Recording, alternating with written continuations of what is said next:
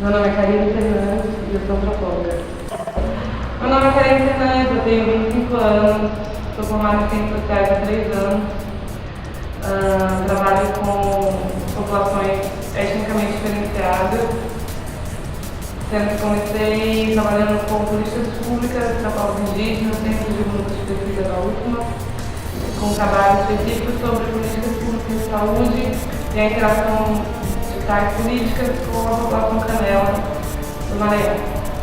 A partir de então, trabalho com projetos que envolvem mapeamento cultural e, enfim, laudos antropológicos dentro de comunidades etnicamente diferenciadas e também com mapeamento de pontos específicos de cultura para, fazendo inventário. Eu entrei em grupos sociais tentando fazer psicologia. Tinha afinidade com psicologia política e psicologia do trabalho.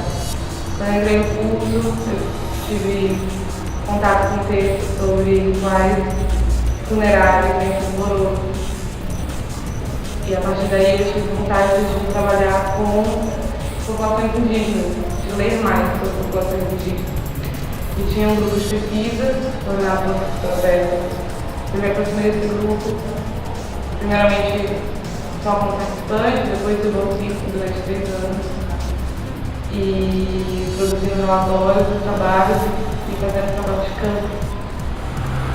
Uma pessoa que tem um mínimo de sensibilidade, interesse a populações diversas, o mínimo de